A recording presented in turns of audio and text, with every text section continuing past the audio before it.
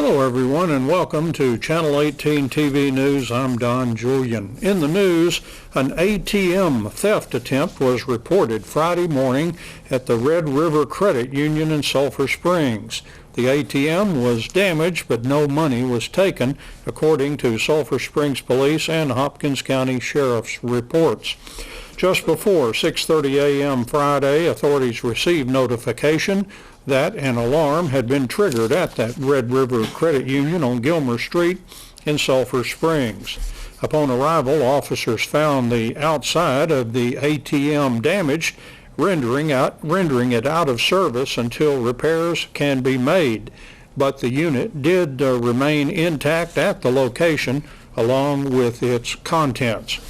A construction truck determined to have been stolen from a new road construction site on State Highway 11 had apparently been used to try to break into the ATM. The attempt failed.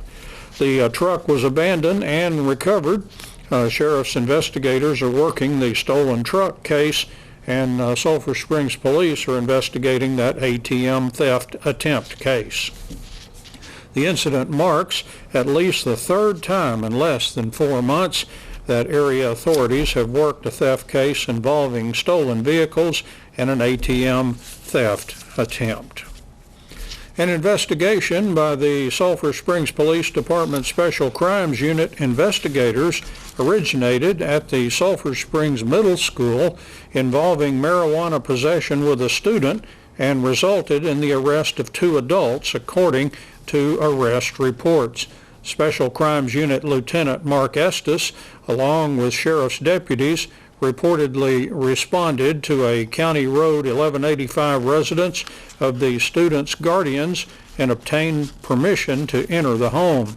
Upon entry, officers reported smelling a strong odor of marijuana. A consent search by Estes allegedly revealed approximately 5.12 ounces of marijuana and several pens containing THC. The occupants allegedly confessed to the marijuana and the THC, thus both were arrested at 11 a.m. Thursday, Estes alleged in arrest reports. Child Protective Services agents were called to assist with the child at the school.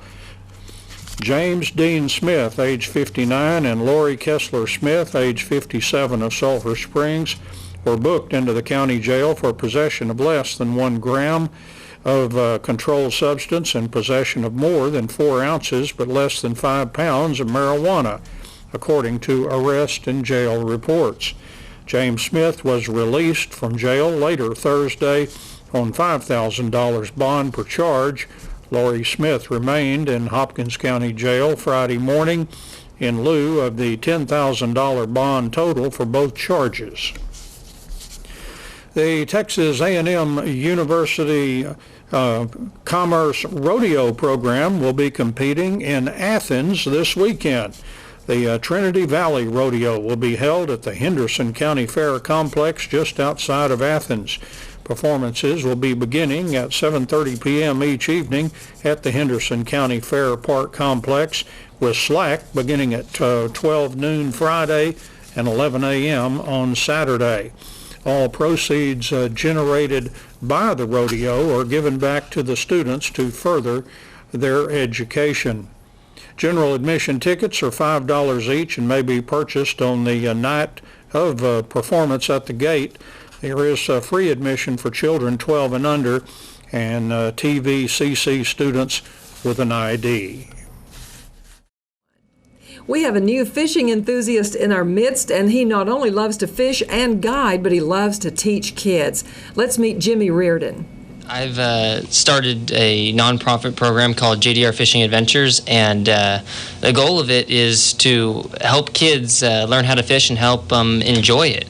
And for me, it's one of those things, I wanted to pass on my passion of fishing. I mean, I've been fishing since I was 2 years old, and I just want to share my love with of fishing with everybody else.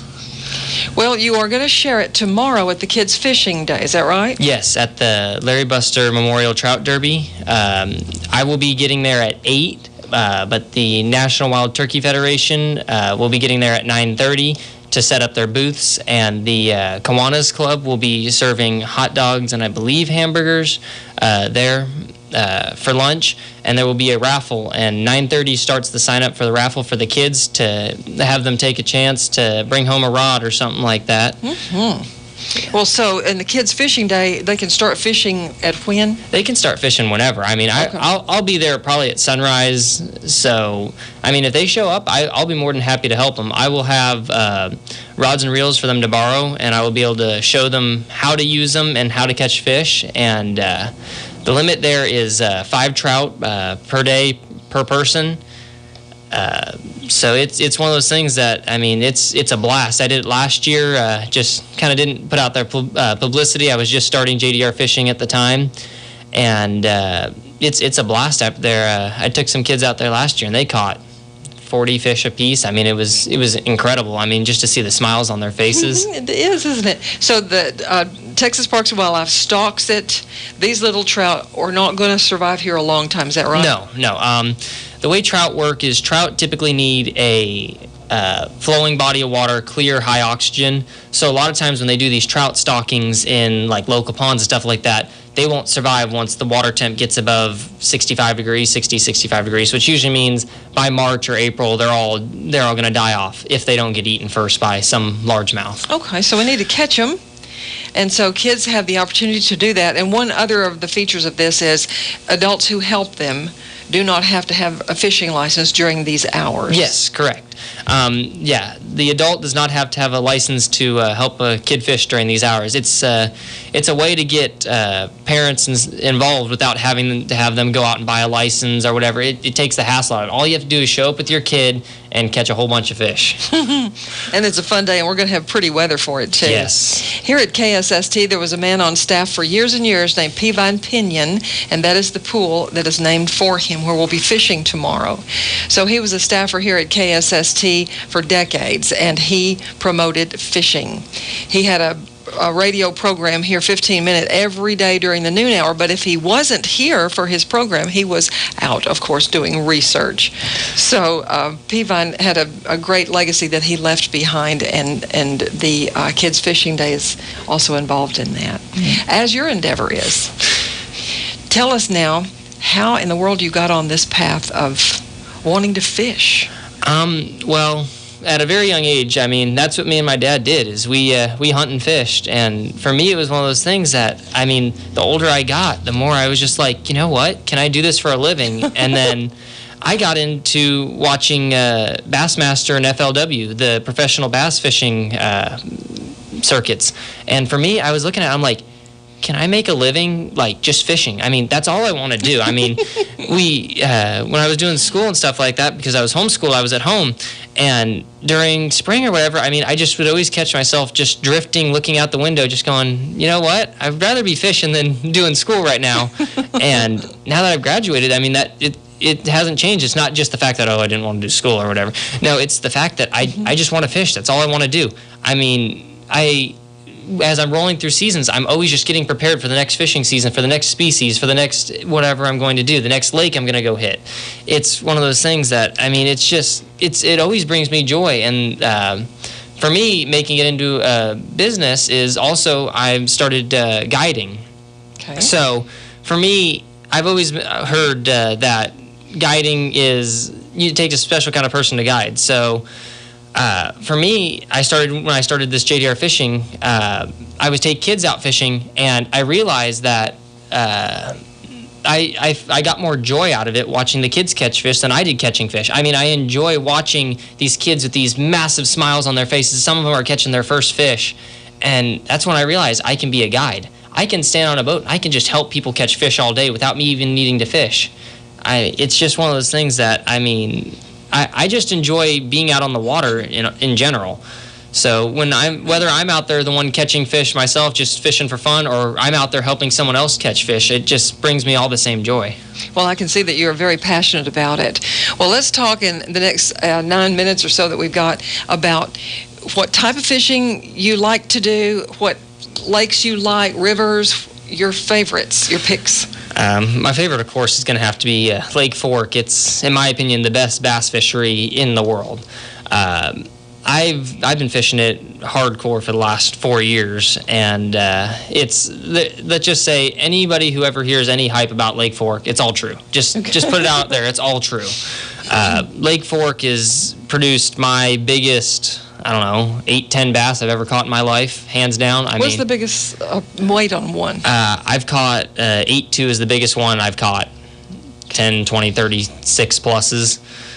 Still waiting for my first double digit, but hopefully that'll come this year during spawn. Okay.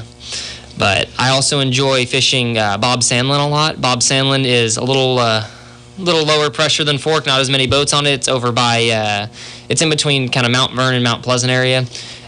It's an excellent fishery. It's got a ton of bass, a ton of largemouth bass, a ton of crappie, and it's got a lot of white bass. It's a fun lake just to go out. If you want, just float a crawler out on the bottom. You'll catch something. I mean, there's more fish in that lake than you know what to do with.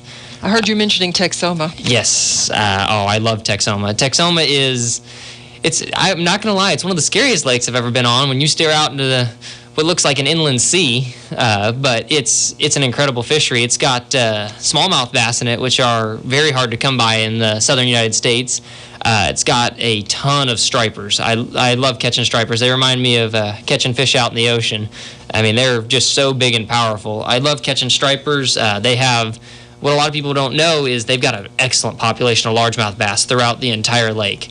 I've caught all the way up to 6 pounds. I mean, they're typically not going to be as big as your other lakes because it's just deeper, colder water. But, I mean, it's an incredible fishery. So lots of bass at Texoma. Yes. We talked about rivers and other kinds of fish, species of fish that populate rivers. Yes.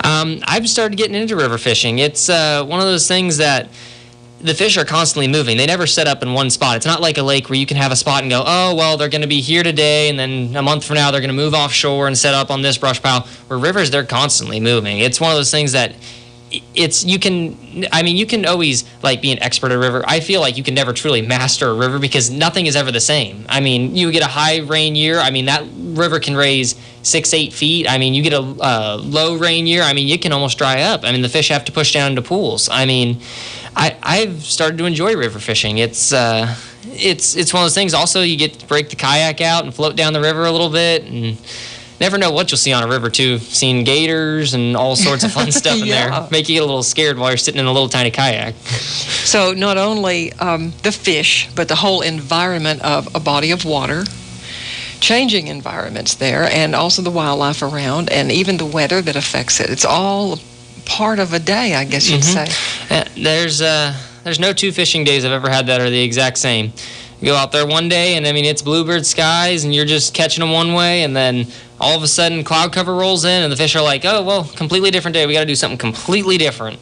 I mean, and for me, also just looking at all the wildlife, I've seen just about every type of animal you can think of just walking along the bank or swimming in the water. I got the opportunity to fish Sam Rayburn during my Texas High School Bass Fishing Association state championship.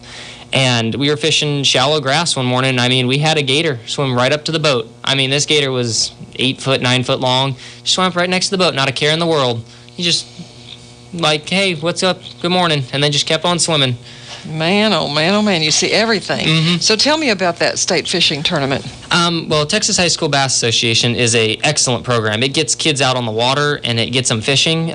Basically how it works is a boat captain who has the boat, has to be an adult over 21, will take kids out fishing for a tournament setting. And basically it works like every other normal bass tournament. So you're going to have, in this one it's a team tournament, so you're going to have 2 anglers from the same school, and they're going to fish a tournament for 8 hours to see the biggest 5 bass they can bring in. You get 5 bass over whatever the specified length limit is for that lake, and at the end of the day you weigh in your best 5, and biggest weight wins. I think that may be what some of the schools have yes. linked on to, the public schools. Yes. Yeah, I was part of the Triple F here out of Sulphur Springs, and I only got to fish in it for 2 years, but I'll tell you what, it helped me grow with my knowledge, and it gave me a real love for tournament fishing. I always loved to fish, but tournament fishing, I just found out it gives you this adrenaline rush, the thrill of trying to beat everybody else, trying to prove that you know what's up here, and it's for me, it's a joy. I can tell that you have a joy and a passion for it. And you've brought out so many thoughts and ideas with us because, we think we know what young kids, you're 18 years old, what kids want to do as they go into their life, but you're the first one I've met that wants to fish for a living. And actually is making strides toward it. Yeah, it's one of those things, I've been talking about it since I was 13, 14 years old. It just always captivated me that I can do what I love for a living. I mean, if they say if you love what you do, you never work a day in your life. And I'll tell you what, every day I've been on the water, even if I go out there, I catch 1, 2 fish. I mean, it's just a slow day. I mean, it's better than the best day I've ever had at work. I mean, it's one of those things that I just enjoy it. Even if I go out there, there's some days I'll go out there and I will pick a rod up for 5 minutes and I just sit out there and I look on my electronics and I just look at the entire lake. I watch what I can see. I'm trying to pick out brush piles, points, like stuff that I can see. There's some days, like I said, I don't pick up a rod. I just go out scouting is what I call it. You just go scouting. You just go look at stuff. It's all part of the study and the science, isn't it? Yeah, fishing is a lot harder than a lot of people think it is, but it's a lot easier than some people think it is. Yeah, it all kind of plays into it. I mean, to take fishing to the next level, it's a lot of work. I mean, people who think, I can go out there and catch 5 big bass every time, I mean, it takes a lot of work. I mean, I spend hundreds of thousands of hours a year just running around the lakes, just figuring stuff out. I mean, learning basically is all it comes down to. It's become...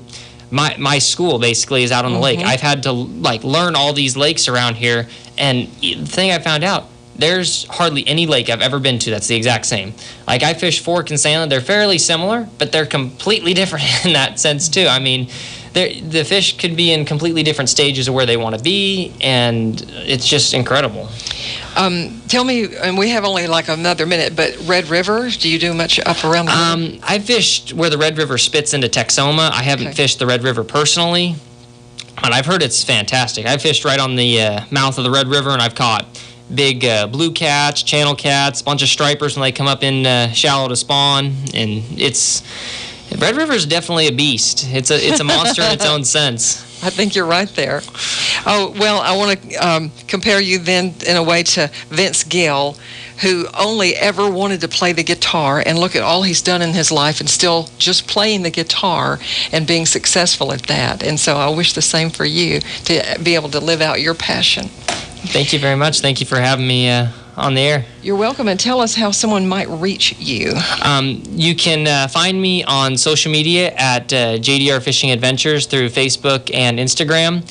And then if you want to email me for information or a guide trip, or even to make an event for kids, it'd be at jdrfishingadventure at gmail.com. Okay. All right. And then if you come visit me at the Larry Buster Memorial Trout Derby tomorrow, I will have all my information there too. Okay. Thank you, Jimmy Reardon, for coming in today. Thank you very much. That's Channel 18 TV News. I'm Don Julian. Thank you for joining me, and so long, everybody. All right, so I'm Reagan. I'm a senior in the Practicum and EMT class. I'm Cameron, and I'm also a senior in the Practicum EMT class. So the EMT class, it prepares us to take the national registry for the EMT exam. So what we do is we spend about the first semester learning stuff out of the book to be able to apply it to the test. But then we also go out and we do our clinical rotations. The national registry says that we have to have so many hours of clinicals to be able to even sit on the test. So that test comprises of about everything we learned throughout the whole course, all the book work, all the things that we've seen on the clinicals. And just from the things that you've learned and everything, what would you say are some of your more challenging things that you've done? The more challenging things that we've done, personally for me, I'm not really sure. Once I learn what I'm doing, it's pretty easy for me to get down. And once we do hands-on like we're doing now, it makes it a lot easier to remember. And so that way when we go out for clinicals, we're pretty much set. And you say hands down, so what type of things do you do? You've brought up before. Yeah, so for the hands-on things, like in the lab, what we do is we practice the skills that we've learned in the chapter. So for example, when we did our assessment chapter, we practice on each other and on like our mannequins that we have in there to like learn how to do a proper assessment. And when you get to the clinicals, I mean, it's you and the patient, so you know how exactly to go through it. Okay, so just kind of teaching you how to interact. And, Exactly. You know, what to look for. Yes, ma'am. Yes. Okay. All right. And you said that y'all can, once y'all have completed this, apply for certification. Yes, ma'am. Yes, ma'am. Right. And that's EMS through the National Register, so y'all can potentially go to work for EMS. Yes, after after high school. graduation. Exactly, and this certification allows us to go anywhere in the United States. So even if I were to like go out of state for college, I could still work on a truck in like say Ohio or Minnesota or anywhere else. Okay. And now, are either one of you planning to go into a career in medicine or become a paramedic? I'm not planning to become a paramedic, but I am planning on going to college and becoming an RN. Okay. And for me, I'm definitely using this as a stepstone to get me to where I want to be. I want to be a trauma surgeon, so this would give me great exposure to trauma and medically related calls. So. Okay. So y'all have been able to, in some instances, actually go out on the ambulance and observe. Yes, ma'am. Mm-hmm. And then y'all are doing some clinicals at facilities here. Yes, ma'am. Just kind of work. Do y'all get to interact and work with them, or more observing? Yeah, we definitely get to interact with the Interact, patients, yes. and it's very cool to see how we can apply everything that we've learned in the book to the real world. So. So would you say this is a difficult class, or? I wouldn't say it's difficult, but it definitely it does require a lot of your personal time at home, a lot of studying, and a lot of just taking the time to make sure you have your skills down, and you have like your, what am I trying to say? Your most like major skills. You need to make sure like you study those and have those down. It does take a lot of. And we have this saying in a classroom, we never study to pass a test. We always study for the day that we're the only thing between a patient and the grave. That sounds a little morbid, but in like real life, that's us and the patient, it's just us and a partner in the middle of potentially nowhere with supplies only in a truck. So it's very rigorous, but I wouldn't say it's very challenging. Okay.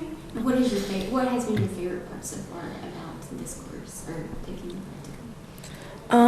This course, my favorite part has been learning how to react in emergency situations and learning the different emergency situations that we're going to face later on in our career.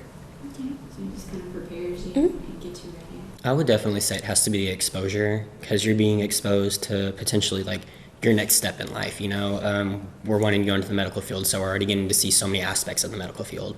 So when we like transport a patient to the ER, we get to see everything that goes on in the ER as well as just the EMS, and we get to see everything that goes on with EMS as well, and it's very, very interesting. Okay. Now, is this the first year that y'all have been able to actually with the practicum and being able to take that certification? Mm-hmm. Or? So this is actually our first year that we were able to offer the EMT program. Last year it was just practicum and MA, which is medical assisting, and that was the only option. This year we were very fortunate enough to be able to have the opportunity to take this class. Okay, so definitely something that a lot of students are they participating in this, or? A lot of students are participating in this, yes. We only have 10 in our EMT class as of now, but I think in the future that there will be many more EMT students.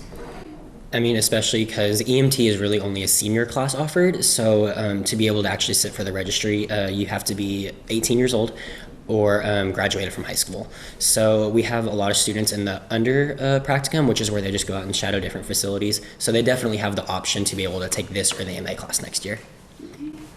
Now, so would you, if someone's not sure if they're interested in career medicine or something along those lines, is it something you would recommend to other students? Or? Definitely. I think it's a very eye-opening experience.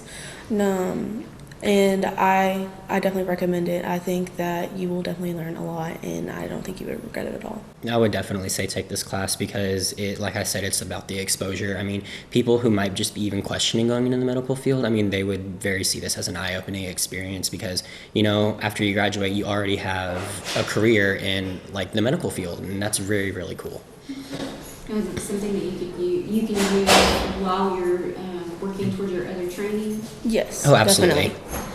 So a potential working and then schooling? Yes. Absolutely. Yes, Whenever I go off to college, I plan to work on a truck, throughout my college and hopefully my middle school experience. Okay. And you said that you were interested in becoming an RN. Is there any particular area that you want to? Either the nursery or the OB. Okay. Now, how is this class preparing you for that? This class definitely, we learn how to deal with pediatric patients, and you also learn how to deal with pregnant moms on the back of an ambulance. So I am getting some of that experience as I am in college. So like if I do, or when I do go to college and I do work on the back of an ambulance, I would definitely get that exposure to that. So I don't think it'll be as hard when I actually go to work because I already have that exposure and I already know what to do. Okay. Now, do you think, is there anything about this class that you think is or the practicum program, that you would want other people to know about, or is it important to note? Just be ready to put a lot of time into Yes, studying. for sure.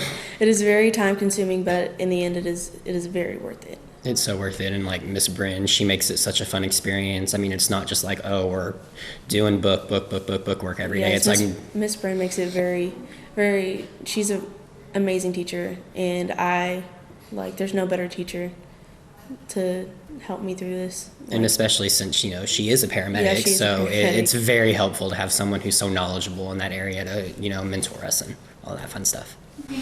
Now, the EMT program, is that offered through, what is that offered through? Is that in partnership with an academy or with the EMS service?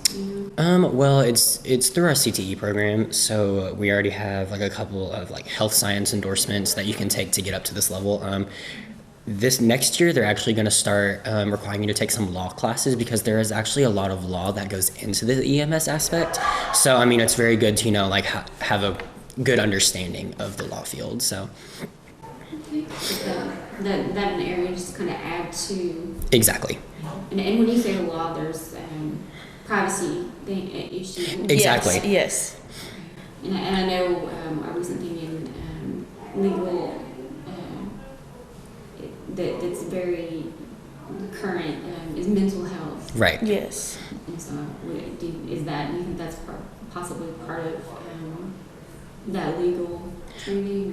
Or? I would definitely say that has something to do with it, but there's also so much that goes into like patient confidentiality and really like who gets there first and who gets called for like what situation or who arrives on scene and then who makes the call from there. It's kind of better prepare you to handle and Exactly. Yes. Yes. Okay. All right. Well, thank you so much. Well, thank you. Thank you. Talk and look forward to hearing how it goes. Well, thank you so Thank you. much.